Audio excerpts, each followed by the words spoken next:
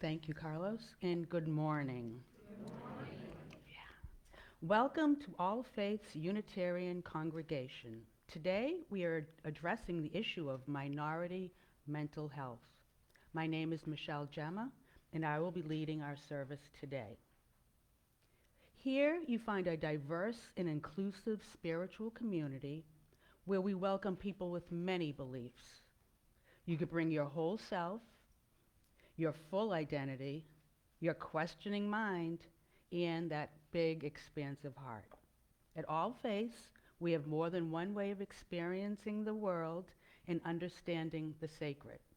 So, no matter who you are, wherever you are on your spiritual journey, and no matter whom you love, you are truly welcome here. Is anyone here visiting for the first or second time? And if you are, please raise your hand. Oh, welcome. Right on. We are so glad that you are with us today. If you would like to know more about All Faiths, please see Fran Way, who's not here today, but you can see anyone that has a hanging name tag. And we will be more than happy to tell you how wonderful we are. So, if you do really want some information, we have some information in the corner that we're more than welcome to hand out to you. And also, if you want to take further look into us, go to allfaithsuu.org. Today, we have a couple of announcements. One is that this month, we are sharing the plate with Rainbow Connections beneficiary Visuality. You can make out your checks to All Faiths and write Visuality on the lower left corner. And I'm going to ask Marsha Bates to come up. She has an important announcement.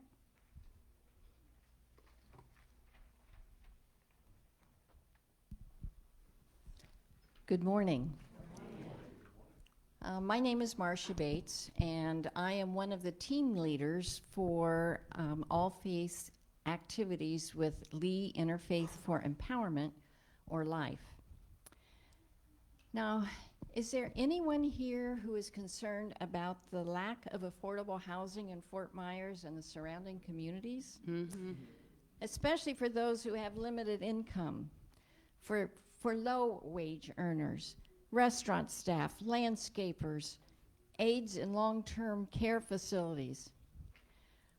Well, tomorrow, Monday, July 17th, you have an opportunity to urge Fort Myers City Council to implement the Affordable Housing Trust Fund. Remember, LIFE fought for 3 or 4 years to get it passed. It was finally passed in January 2022, more than 500 days ago. And there's been nothing done towards utilizing that for affordable rental units for low-income families. So LIFE will be at the City Council meeting tomorrow, and there's some affordable housing agenda items that appear on that agenda.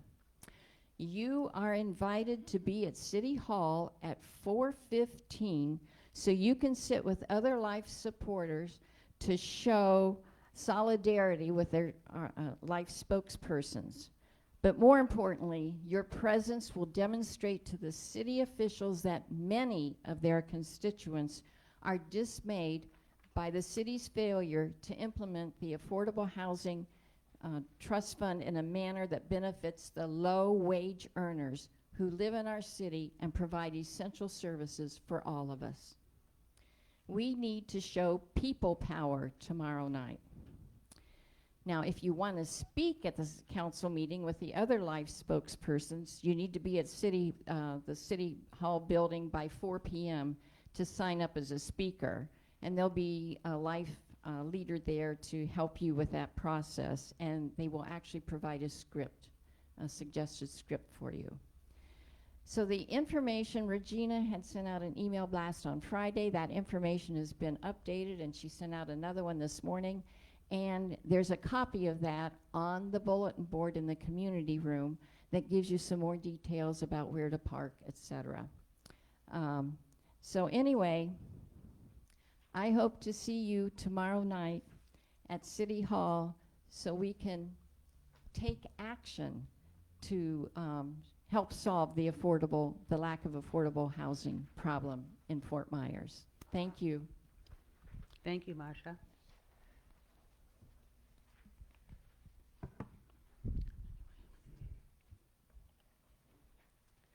Okay, so now, if you, just other announcements on the back of your order of service.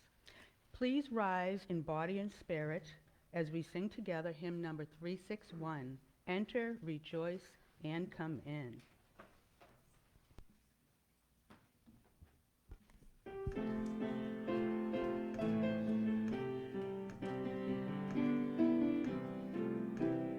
Enter, rejoice, and come in. Enter, rejoice, and come in. Today will be a joyful day. Enter, rejoice, and come in. Open your ears to the song. Open your ears to the song. Today will be a joyful day. Enter, rejoice, and come in. Open your hearts, everyone. Open your hearts, everyone. Today will be a joyful day. Enter, rejoice, and come in. Don't be afraid of some change. Don't be afraid of some change.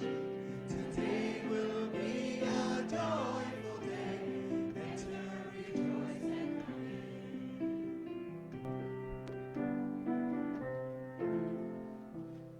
Awesome.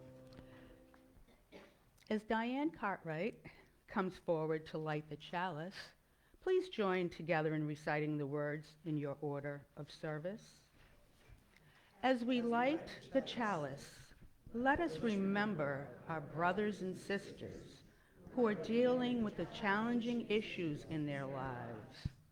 May we learn to be better of each other.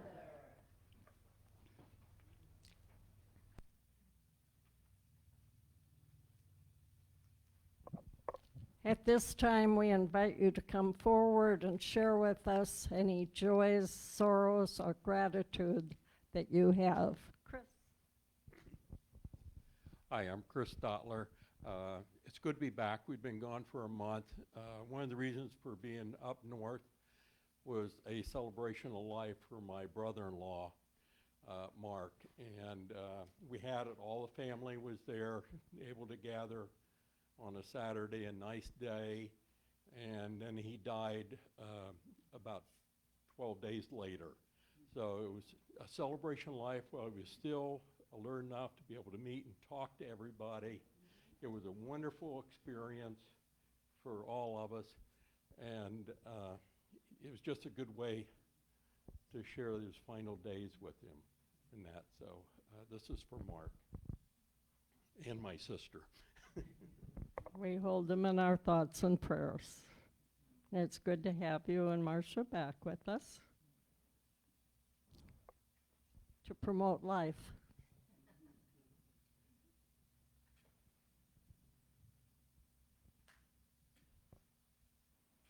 Nani, this lady just told me she's going to join our congregation today.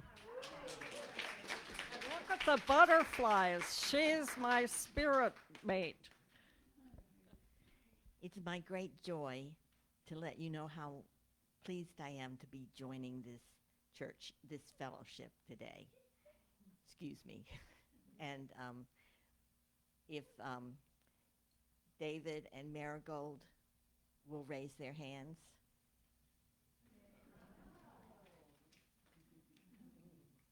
I think marigolds attract butterflies, don't they?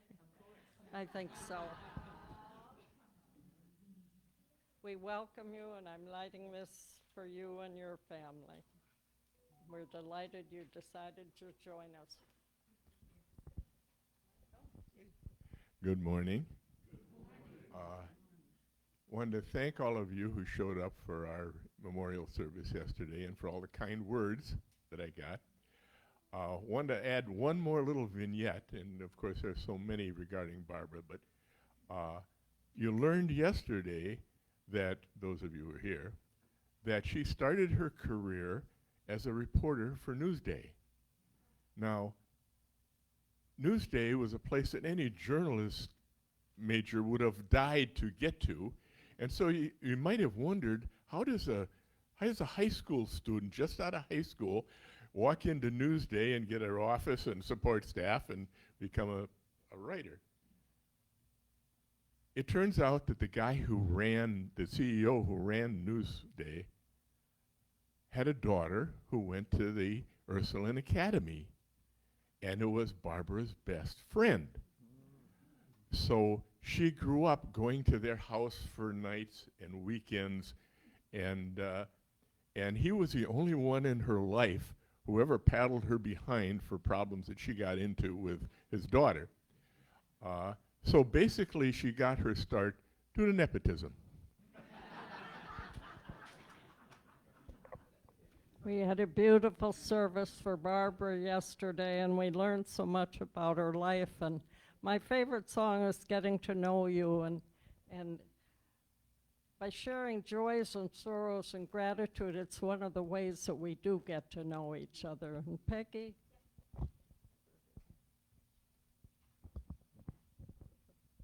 Good morning, everyone. Yeah, I am Peggy J. Singh, and it's my dear friend and colleague, Chantel Rhodes. We are here along with Chantel's mom and her stepdad to light a candle for Roy Kennex. I have been in touch with Frankie Jennings, his wife, and yesterday she told me that he has been moved to hospice. He is in a hospice in Cape Coral. She said that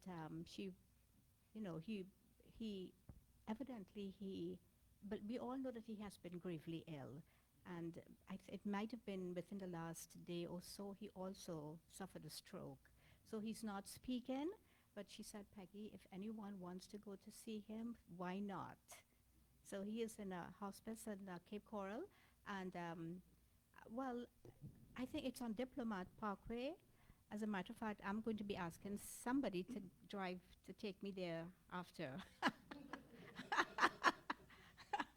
I hadn't mentioned it to him as yet, but he knows now. Yes, and she did say that the visiting hours are quite long. You know, it's not it's not a very limited time. I really have not been on the website to check on the hours, but I would imagine, yes. They're open. Okay. Yes, yeah. You know, and many moons ago, I worked at Hope Hospice. I worked in the community development department, and I was part of their publicity, their public relations department. And I can tell you that it's an excellent, all hospices, as we know, do great work. Now, that's probably 15, 16 years ago, and I can just imagine how much Hope Hospice has grown and how much more they're doing.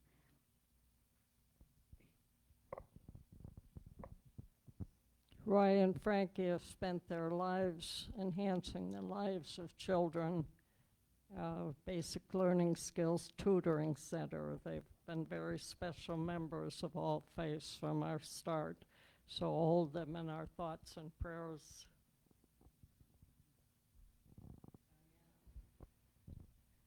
On Friday, my older sister was in a very, very bad car accident, or a truck crashed in. And she's over at Gulf Coast, which is a good thing because it's very close. I got to see her for 4 hours yesterday. She has a broken neck in a few places, and a broken sternum. And there's so many things, I can't even list them all. Those are like the major ones, and something with her lungs. But she's in good spirits because she's like, we always laugh all the time in my family, so she was acting like a little bird, and I was feeding her cherries yesterday. But that's just her. She's like a little bit of a nut. But she's in the trauma unit over there. It's the ICU unit. And I think they're going to move her to step down, which is like a little bit better. The problem is she just she just got a new promotion. I'm sorry for rambling on, but that's the way I am. She just got a new promotion at work. She's a nurse and at a prison. And what? Oh, and now she won't be able to drive for 2 months with that neck thing. So I don't know. We send our healing thoughts and prayers her way.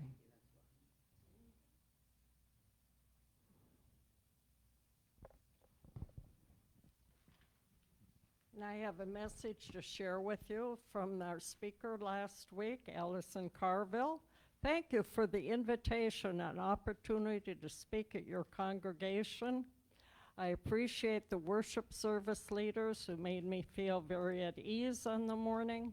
I love seeing so many people from all the work I have been involved with in past social justice opportunities. May we all continue the work to widen the circle of our beloved community. Allison Carville, and she spoke on disabilities.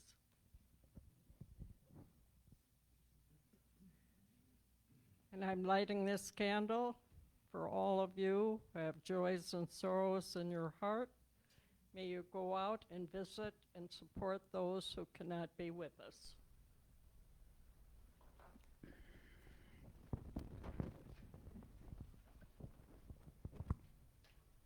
Thank you. Now, I'd like to ask everyone to close your eyes, take in a deep breath. Let us turn our minds and our hearts to today's services and contemplate our blessings.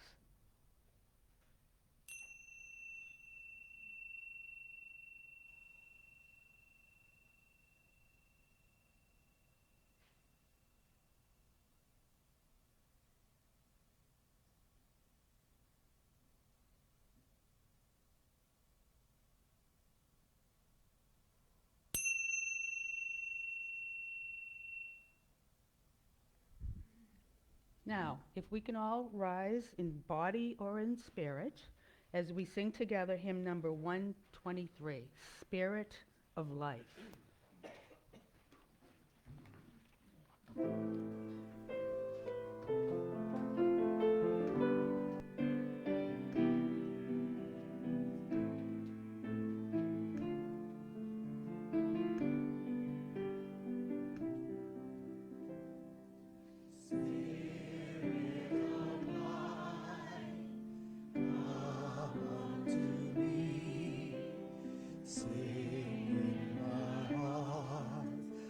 Streams of compassion blow in the wind, rise in the sea, move in the hands, giving shape, the shape of justice.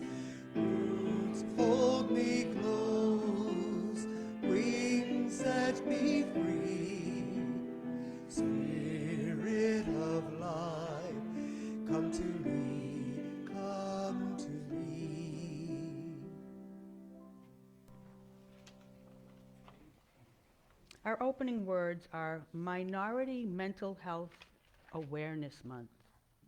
July was designated as Minority Mental Health Awareness Month in 2008 to bring awareness to the unique struggles that the underrepresented groups face in regards to mental illness in the United States. While the term minority is traditionally associated with racial, ethnic, or cultural minorities within the U.S., Mental Health America, the MHA, recognizes that identifying as a minority means identifying with a multitude of different experiences and traits. MHA understands that mental health issues need to be addressed with a unique lens when working with individuals and their families with diverse values, beliefs, and sexual orientations, in addition to backgrounds that vary by race, ethnicity, religion, and language. Carlos?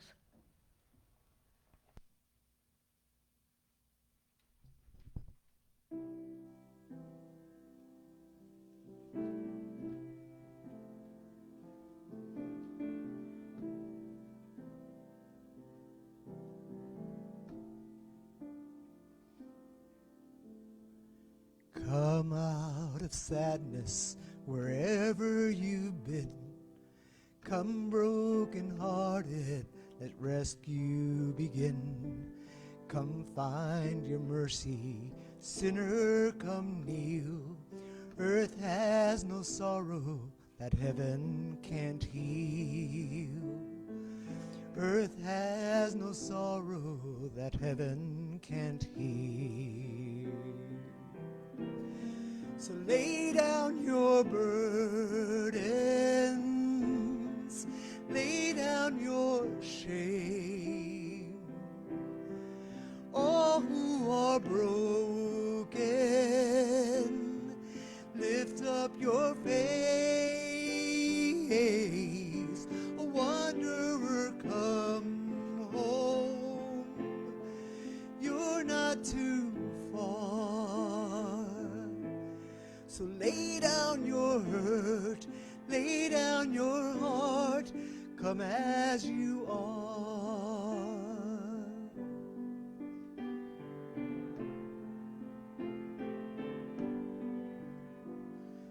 There's hope for the hopeless and all who have strayed. Come sit at the table, come taste the grace. There's rest for the weary, rest that endures. Earth has no sorrow that heaven can't cure. So lay down your burdens, lay down your shame. All who are broken, lift up your face. A wanderer, come home. You're not too far. Lay down your hurt, lay down your heart, come as you are.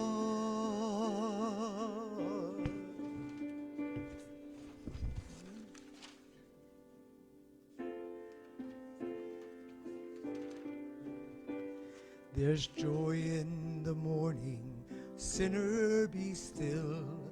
Earth has no sorrow that heaven can't heal.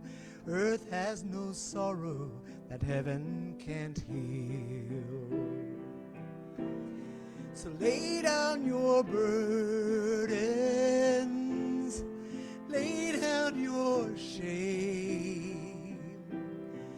All who are broken,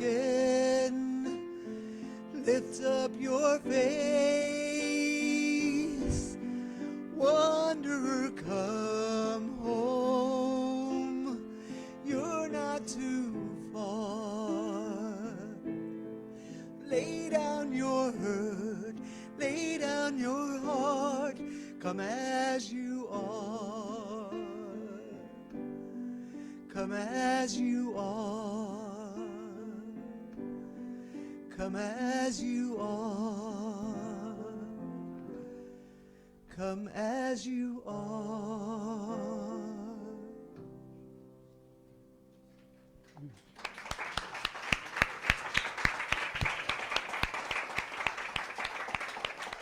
Thank you again. The reading is not a character flaw. We are complex beings that can't be categorized into neat little boxes, and neither should our experiences.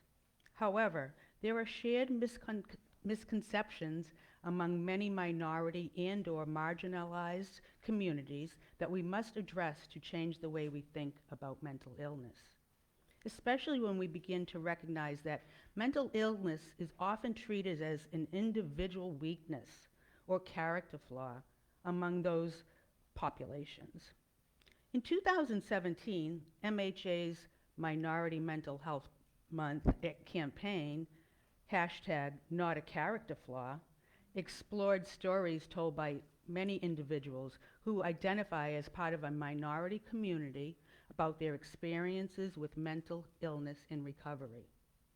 We hope that sharing these stories will encourage underrepresented communities to speak out about how mental illness affects them and remove the stigma associated with these conditions. It is important to encourage people who are willing to share their experiences with mental health while considering cultural implications and influence. Now, if you could rise in body and spirit, we are going to sing together hymn number 1012 in your teal hymnal, When I Am Frightened.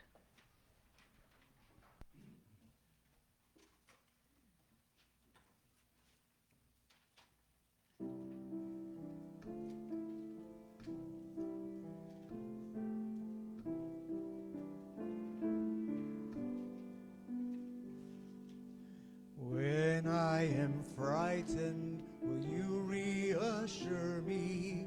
When I'm uncertain, will you hold my hand? Will you be strong for me? Sing to me quietly. Will you share some of your stories with me?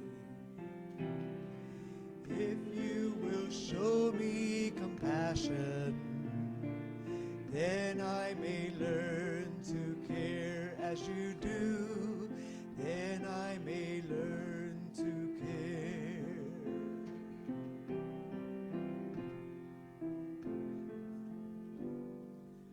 When I am angry, will you embrace me? When I am thoughtless, will you understand? Will you believe me and stand by me quietly? Will you share some of your questions with me? If you will show me acceptance, then I may learn to give as you do. Then I may learn to give.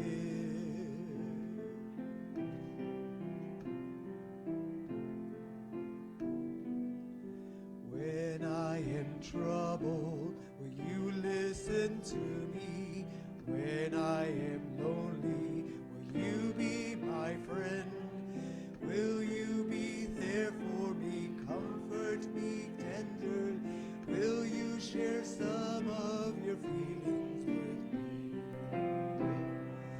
If you will show me commitment, then I may learn to love as you do. Then I may learn to love.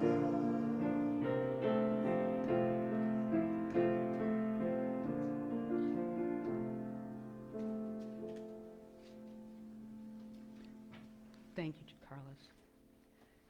It's with great pleasure that I get to introduce my good friend, Ms. Chantel Rhodes. Chantel is a child advocate with the Golisano Children's Hospital. She was previously the Child and Youth Program Director here at All Faiths, and she is the daughter of Darlene Mitchell. We are happy to have her speaking with us today.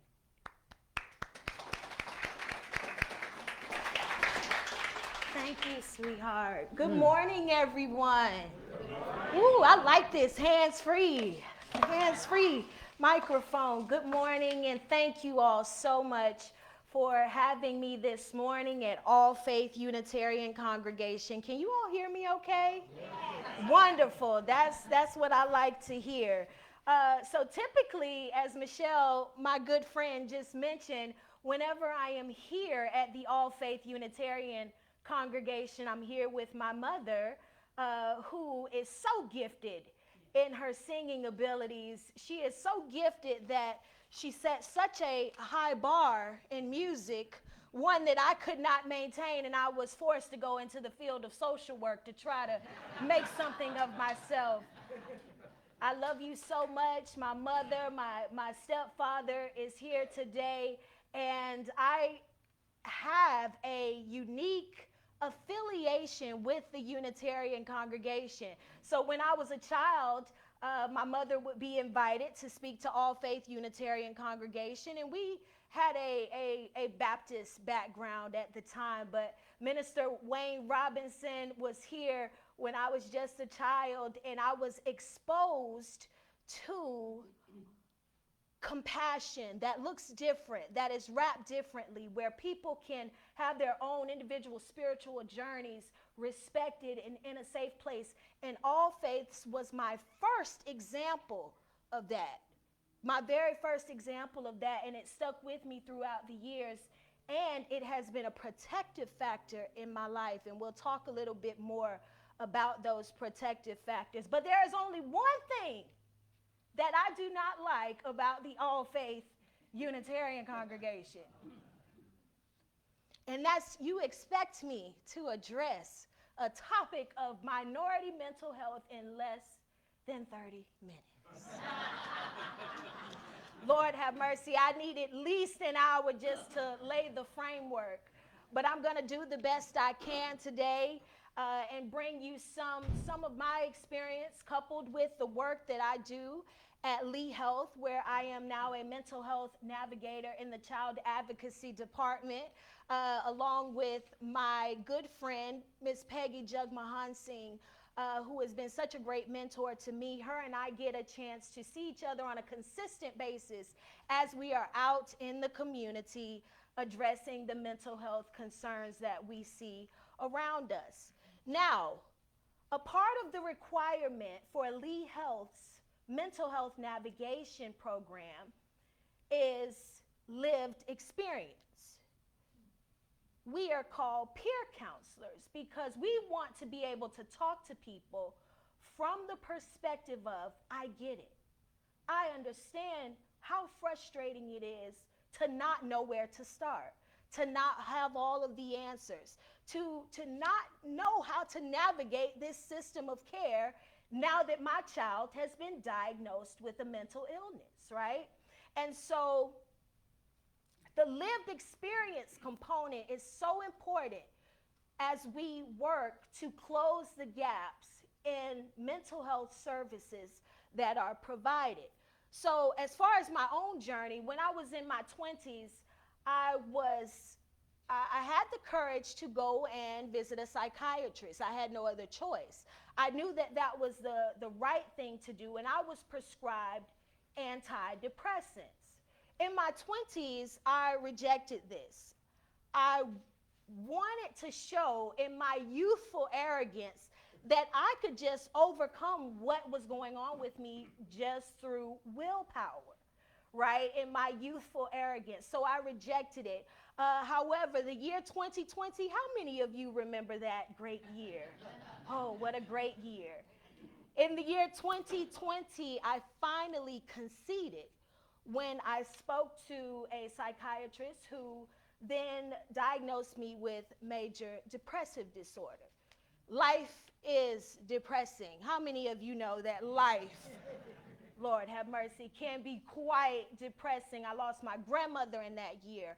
I lost a couple of good friends to cancer, one to a car accident, and I got to a place of surrender where I said, I can't do this on my own, and I need help. So those same prescriptions that I was prescribed by a different doctor at a different point in my life, they were used to usher me into the most peaceful season of my life. I now take antidepressants still, approximately almost 4 years later. I am still living, laughing, and loving with the assistance of medication. So we want people to understand in the work that we do that recovery is possible. Recovery does not mean that you'll never suffer from depression again or suffer from anxiety or that all of your signs and symptoms will just disappear.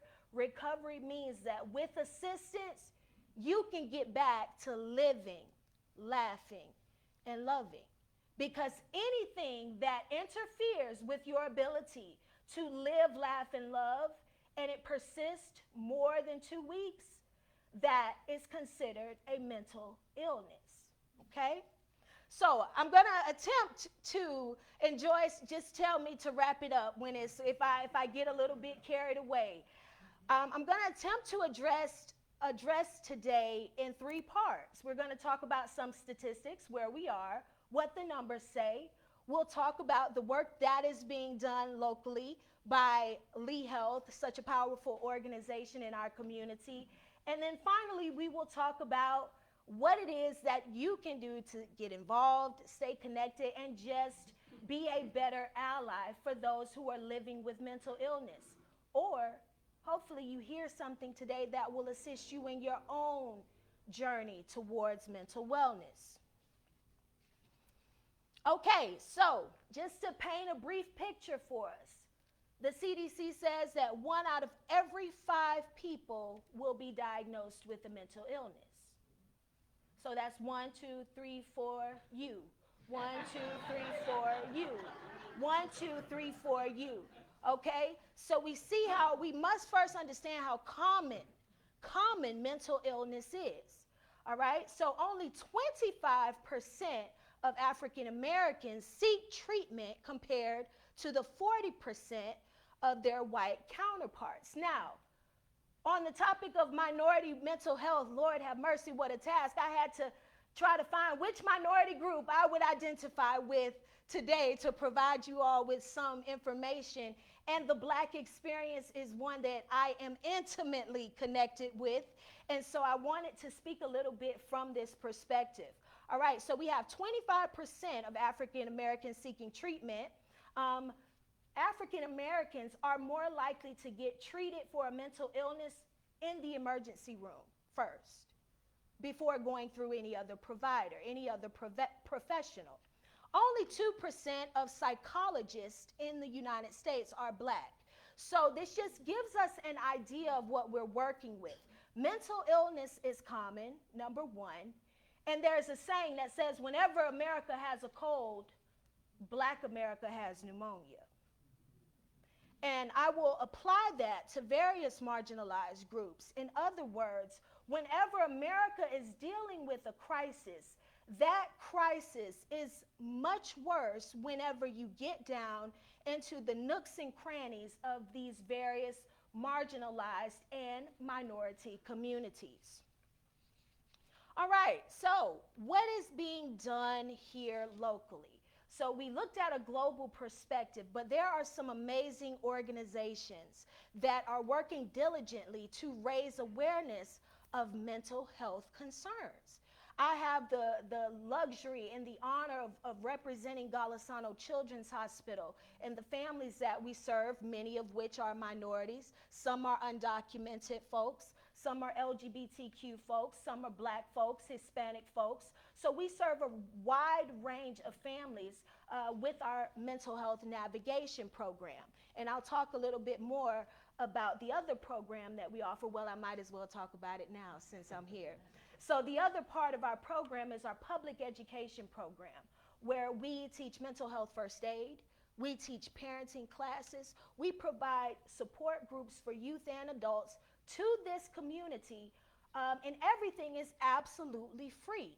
So Lee Health, www.leehealth.org. See, they need to pay me for today because I'm representing. But leehealth.org is where you can go and explore all of these free classes, including our youth mental health first aid, where we teach the ABCs of mental illness and how to address someone that is living with a mental illness.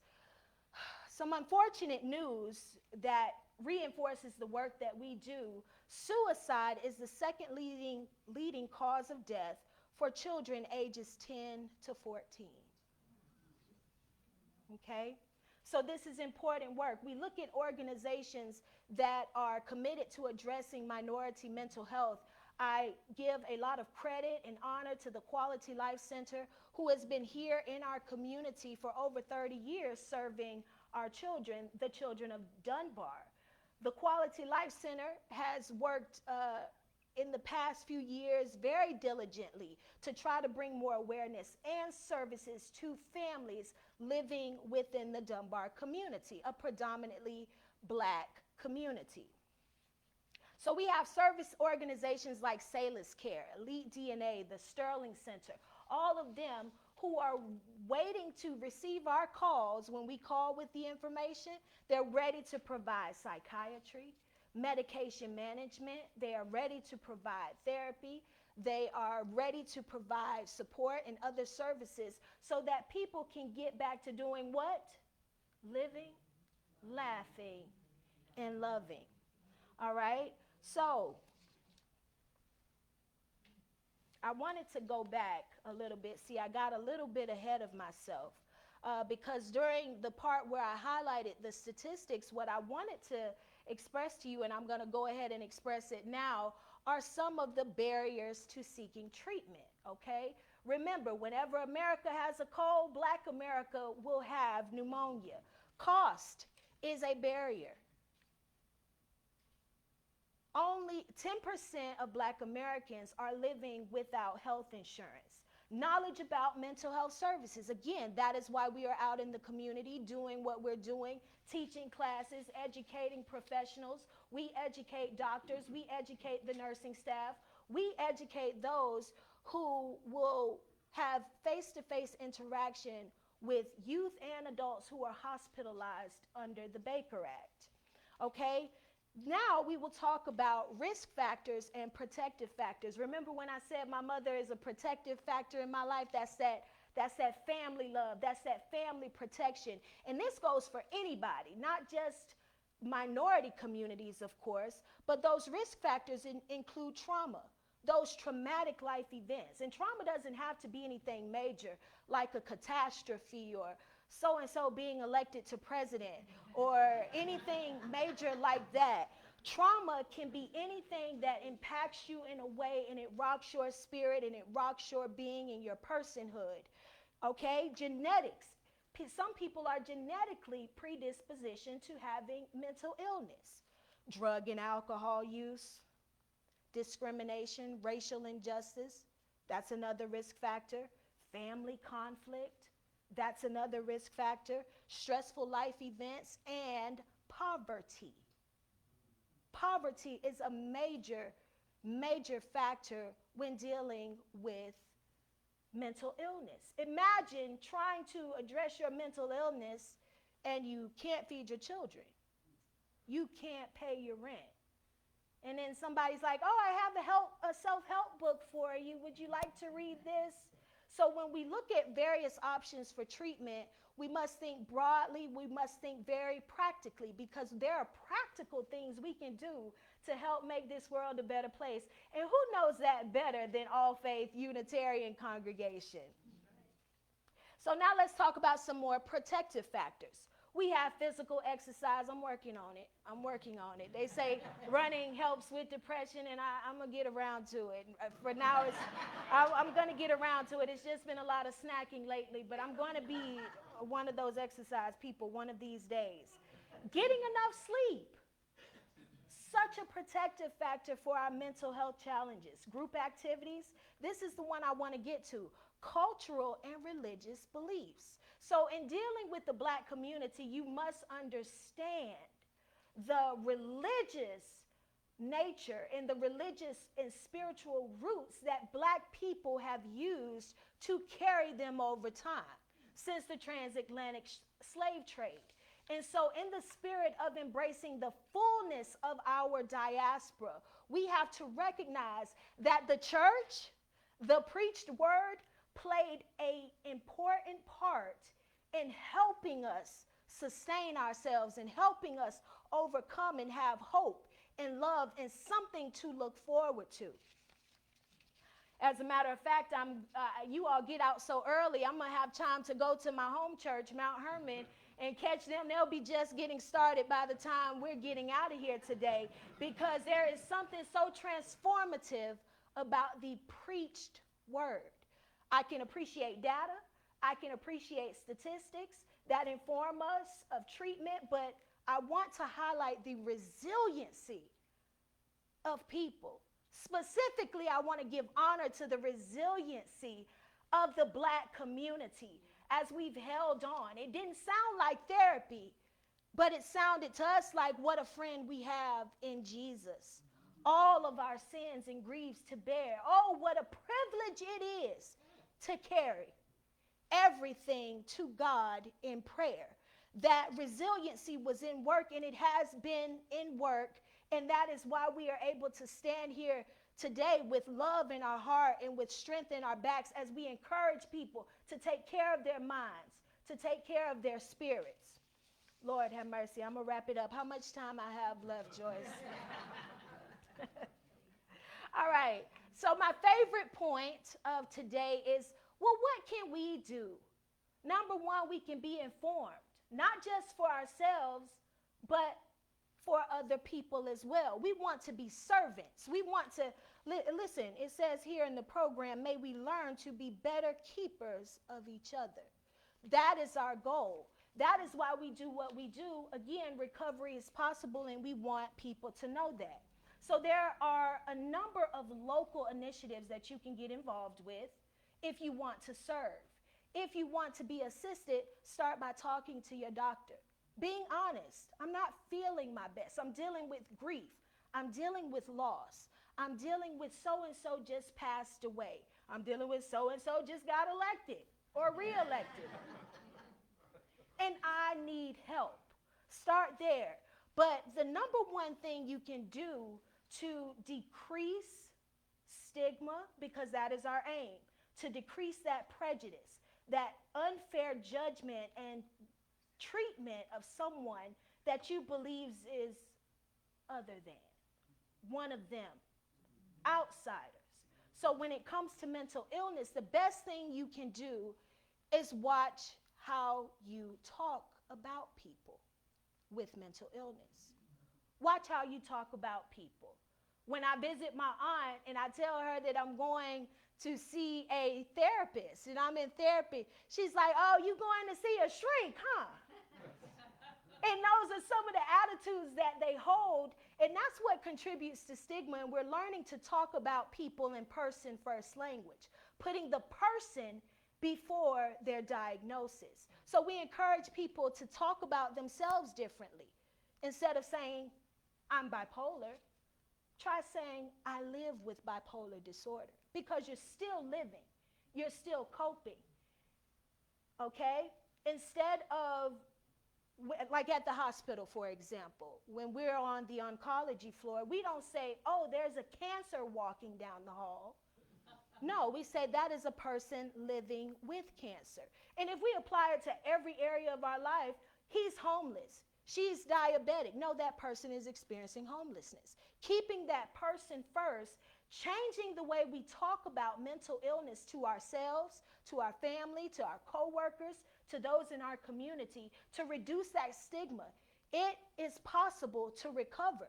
And we want people to recover from their mental illness, and we don't want to be a barrier with our language, with the way we talk about things, with the way we, oh, I heard somebody one time say they're on crazy pills. I mean, if that's, what you got to call them, as long as you're taking them.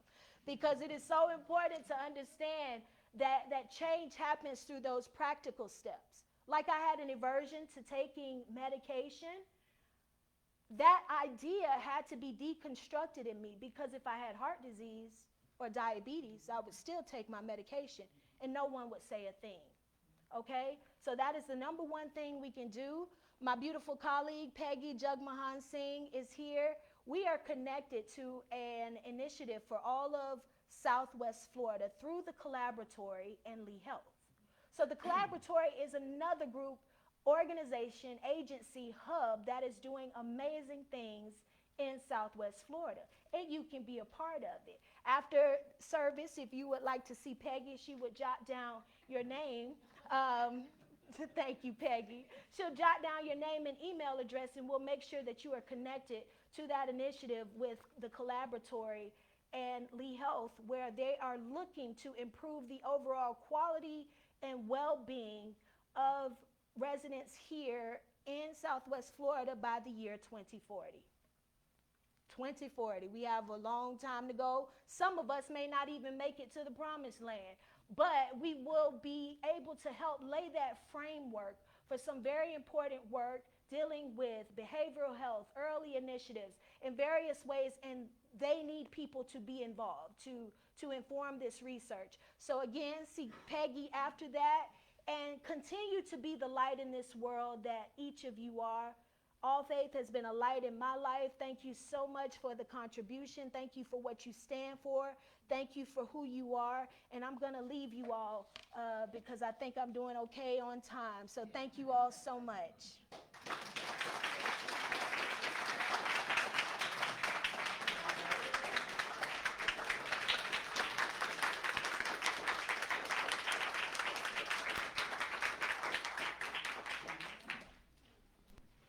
Dang. Okay. So, thank you so much, Chantal. That was awesome. Real deep. We appreciate your generous donations, which support our dedicated staff, our beautiful facilities, inspiring services, interesting activities, and social outreach at All Faiths. If you are with us on our live stream service, you can mail checks to us or visit us at allfaiths.uu.org. Our morning offering will now be taken. I know.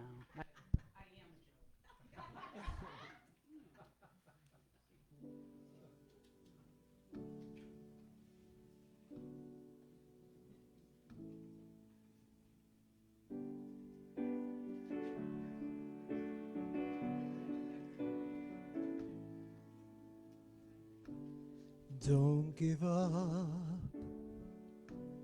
It's just the weight of the world. When your heart's heavy, I will lift it for you.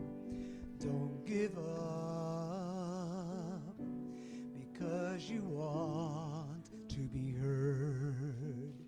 If silence keeps you, I will break it for you.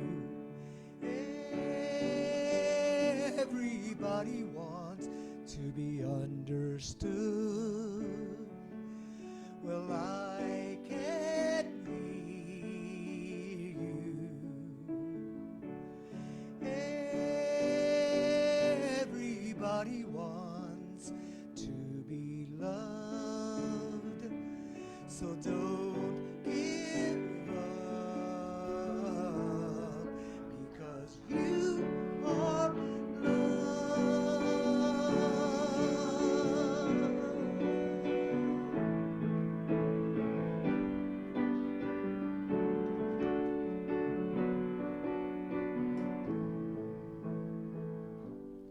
Don't give up. It's just the hurt that you hide.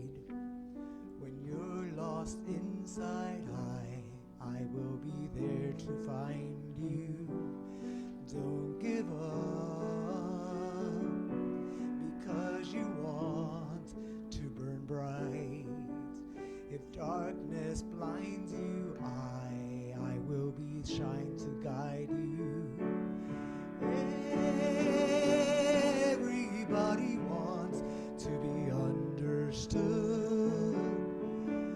Well, I can hear you. Everybody wants to be understood. So don't give up because you are loved.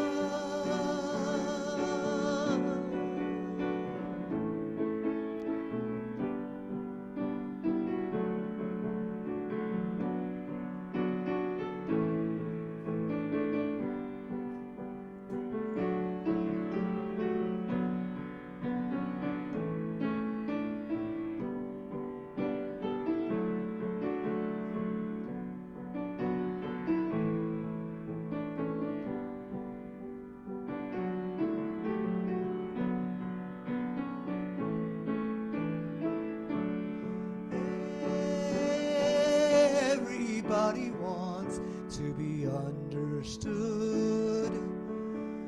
Well, I can hear you. Everybody wants to be loved. So don't give up because you are loved.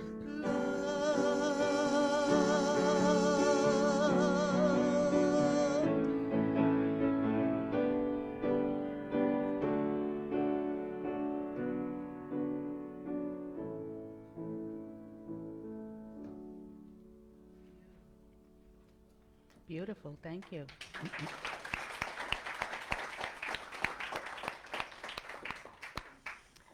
Spirit of life, comfort and relieve those challenged by serious and chronic mental and emotional illness. Give your power of healing to those who minister to their needs, that they may be strengthened in their weakness and have confidence in your loving care.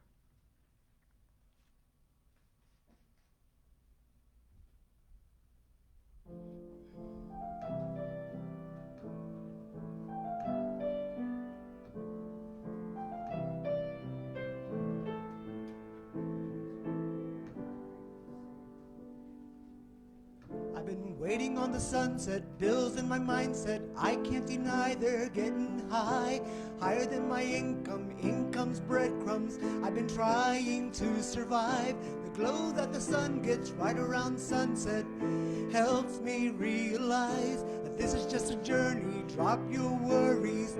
You are gonna turn out fine. Oh, you'll turn out fine. Fine. Oh, you'll turn out fine.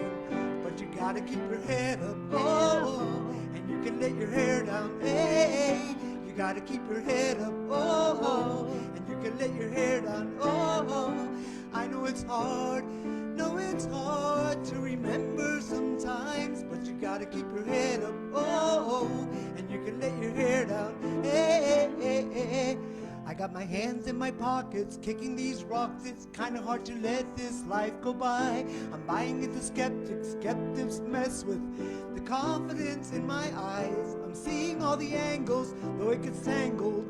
I start to compromise. My life is a purpose, is it all worth it? Am I gonna turn out fine? Oh, you'll turn out fine. Fine. Oh, you'll turn out fine. But you gotta keep your head up. Oh, you can let your hair down. Hey, you gotta keep your head up. Oh, and you can let your hair down. Hey, I know it's hard. No, it's hard to remember sometimes, but you gotta keep your head up. Oh, and you can let your hair down. Hey, hey, hey, hey. Only rainbows after rain, the sun will always come again. And it's a circle, circling around again. It comes around again. I said only circles after rain, the sun will always come again. And it's a circle, circling around again. It comes around, but you gotta keep your head up. Oh, and you can let your hair down. Hey, you gotta keep your head up. Oh, and you can let your hair down. Hey, I know it's hard. No, it's hard to remember the time, but you gotta keep your head up. Oh, and you can let your hair down. Hey, you gotta keep your head up. Oh, and you can let your hair down. Hey, you gotta keep your head up. Oh, you can let your hair down. Hey, gotta keep your head up. Oh, and you can let your hair down. Hey.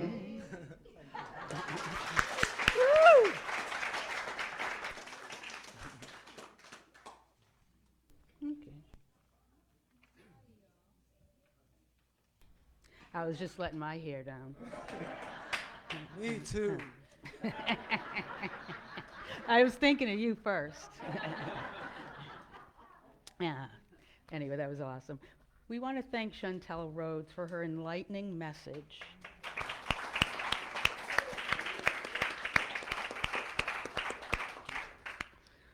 We want to thank you, Carlos Garcia, for the music.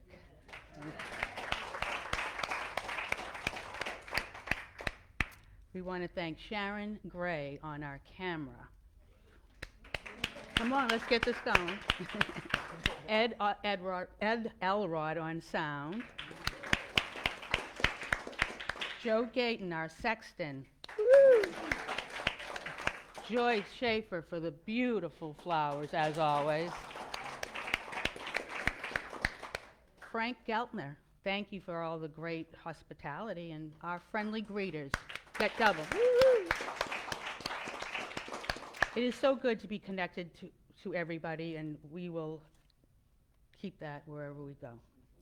Now, if Diane could come up and extinguish the flame.